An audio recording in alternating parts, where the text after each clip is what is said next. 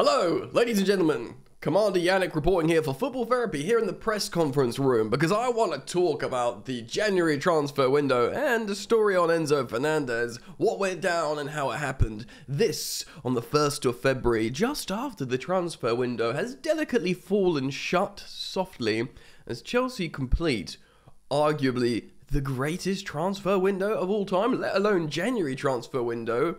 Just absolutely incredible.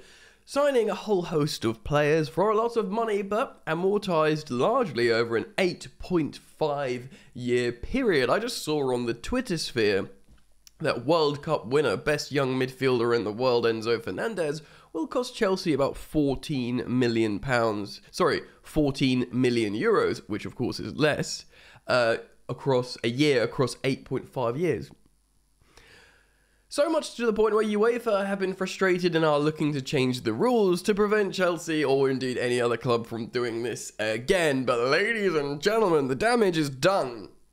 The edge has been gained. And here we are. Look at this January winter transfer window. Ping! Right, who have we got here, ladies and gentlemen? Let's start at the bottom with the youngsters. We have Andre Santos, who is ripping it up for in a South American tournament for his national team. Central midfielder as well, of course, but is a goal scorer, keeps scoring bangers. Only 18, and is set to be utilised in the Chelsea squad. Very, very exciting indeed. A bit of a gem. Next up, Malo Gusto, the 19-year-old right back from Lyon that Chelsea see as the best under-20 fullback in world football. Now, he's a Chelsea player, though he's been loaned back for the rest of the campaign.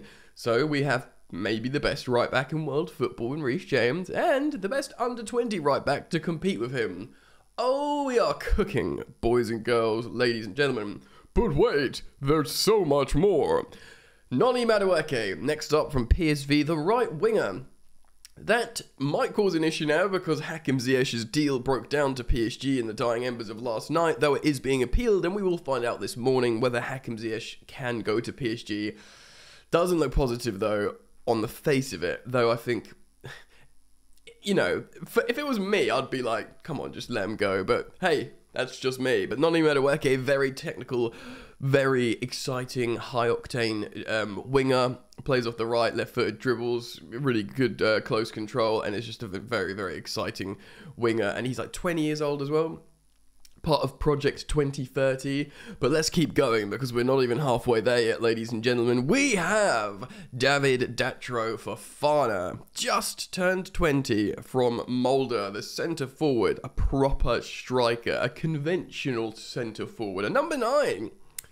And he's Ivorian and is a Chelsea fan. That's right, Didier Drogba Regen 2.0 seems very exciting. A lot of players have been scouting him for a while. So a lot of people, certainly from the Brighton recruitment team, like Win Stanley, who, by the way, work for Chelsea now. So they brought all that intel.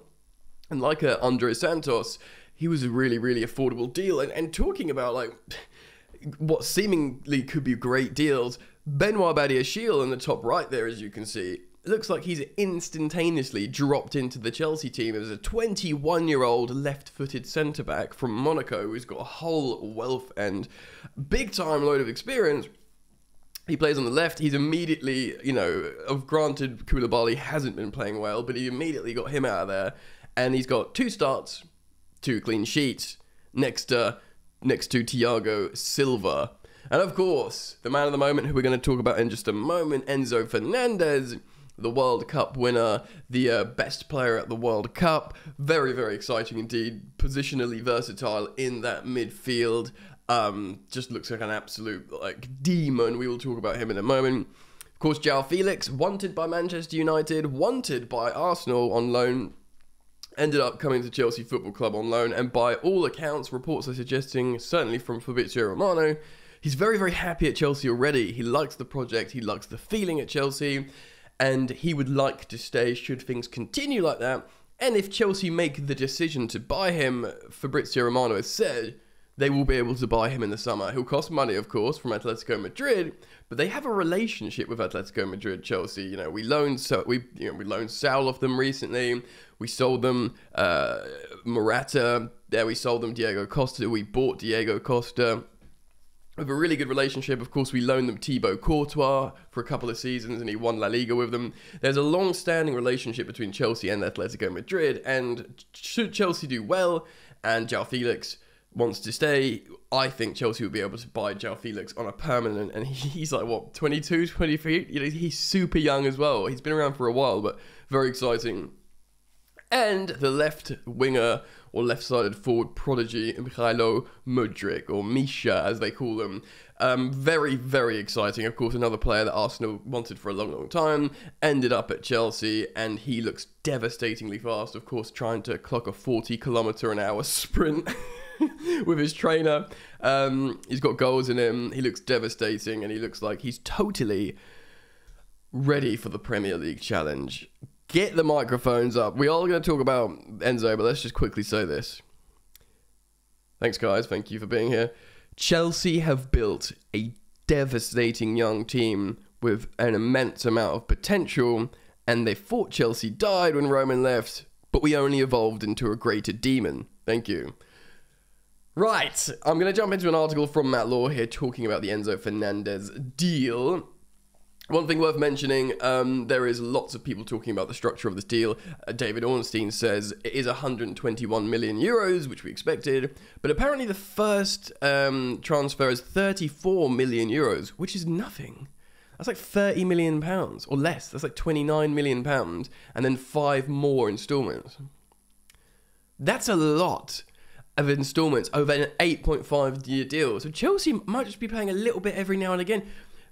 This is wild. Paul Pogba, right, cost 105 million euros. That is 15 million euros, what, 13.5 million pounds less than Enzo Fernandez. And that was 7 years ago. Think of how the market's inflated since. And he didn't have it. And Enzo's just won the World Cup and the best young player. You look at it like that, it's pretty wild, actually. It's not, you know, you suddenly start making comparisons and feeling out the landscape. I think Todd Boehly is a proper negotiator. Apparently he didn't take no for an answer, and here we are, ladies and gentlemen. Absolutely incredible scene. So I'm going to jump over to an article now from Matt Law, and let's see what he says. Chelsea dramatically agreed a British record deal to sign midfielder Enzo Fernandez with an hour left in the January transfer window to spare to push the club's spending past £500 million under the Todd Boehly Clearlake capital ownership. Peanuts! Co-controlling owner Todd Boehly led negotiations from Benfica from London on transfer deadline day and refused to take no for an answer during more than 12 hours of negotiations to clinch a deal that awaited confirmation. But the Premier League spending over 800 million in January. 800 million in January! That's where the money is, baby girl. Premier League. But Todd Boehly just didn't take no for an answer. No, we are having him. 12 hours of negotiation. I hope that dude is having a good, long sleep. A breakthrough was finally made around 10 PM on Tuesday ahead of the window officially shutting at 11 PM for Fernandez's move to Stamford Bridge for a fee just over £106 million. About £8 million more than Romelu Lukaku, and bearing in mind that Lukaku deal would not have been structured favourably for us like all of our recent transfers have been. With the clubs racing to complete the necessary paperwork in time and a deal sheet lodged that granted Chelsea an extension. That's good. Chelsea had agreed personal terms on a long-term contract thought to be 8.5 years with Fernandez and put the necessary paperwork in place to complete a transfer as quickly as possible, even if an announcement was not possible ahead of the deadline itself. Excuse me. Yes, basically, also it's worth mentioning as well, with these 8.5-year contracts, I just want to also mention Chelsea are doing such contract structures where there's a relatively fair basic and the opportunity to earn more. Like Mykhailo Mudryk, everyone was like, oh, he's coming to Chelsea because they're going to pay him £200,000 a week, which a few years, or even a couple of years ago, I would have believed, you know. We were putting like Timo Werner and Kai Havertz over 200k a week, like immediately signing them. Now it's, no, Mudryk's on £98,000 a week. And I used it as a reference point before, but for reference, Hudson-Odoi is on 120k a week. Ruben Loftus-Cheek is on £150,000 a week, flat. So they're saying, no, you can get 98, but I guess if they become amazing, maybe that becomes 200k, you know, the ability to earn 200k a week. So how are they convincing these players to sign such long-term deals on those terms? Incredible, really. The transfer will not only set a new club record, but also will eclipse the British record that was set by Jack Grealish and his £100 million move to Man City from Aston Villa. Again, that was an activated release clause, so that would have been £100 million from the Manchester City bank, which of course is state-backed with Abu Dhabi, so it's not like they haven't got it. And that went straight into the Aston Villa account. So again, different. During the transfer window, the January transfer window, Chelsea had already spent over 150 million. Not upfront, personally, it's important to note. I saw Matisse tweeting out that Chelsea have only spent 100 million this year, 100 million this transfer window, and we are so humble. The amortization is like Chelsea's sexy word, isn't it?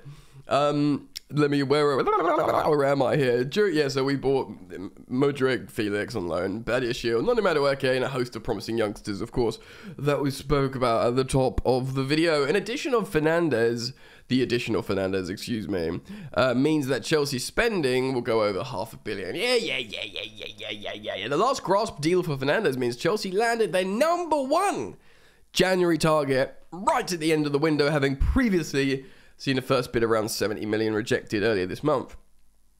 Yeah, it's not enough 70 million, is it? Chelsea have been reluctant to meet the buyout clause in Fernandez's contract, but as revealed by the Telegraph Sport, reopened talks with Benfica last weekend about trying to find an agreement. The prolonged negotiations centered around the structure of the transfer, with Chelsea offering to make one large payment up front and stagger the rest over 5 further payments. Just like David Ornstein said, so like £35 million and then the rest over 5 installments. While Igbali was in London with head coach Graham Potter, Chelsea booked a hospital in Portugal ready for Fernandez to complete a medical and sent a private jet on which to fly him from England. Benfica left Fernandez out of their squad for the game against Arouca on Tuesday night, and the 22-year-old Argentina international waited for his transfer to Chelsea. Of course, he really wanted said transfer to Chelsea. The fact how Enzo Fernandez negotiations went on so late, it ended any chance of Conor Gallagher leaving Chelsea on deadline day. Loads of clubs wanted Conor Gallagher: Everton, Palace, Newcastle. Some others as well expressed an interest in signing him either permanently or on loan, but the England international will stay at the Bridge. I think he'll still get time. He's really, really well, utilised. He's high octane, high energy. I think Potter will turn to Conor Gallagher, probably more off the bench, and just be like, run the crap out of them and scare and stick it up and sort of thing. Having sold vice-captain Jorginho to Arsenal, Chelsea had lengthy negotiations over Ziyech. We've spoken about that with the paperwork not going through. Vice-captain Jorginho gone.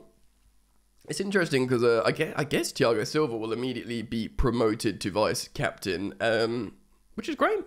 Proper leader, very exciting, great stuff. It's just great. It's all great stuff.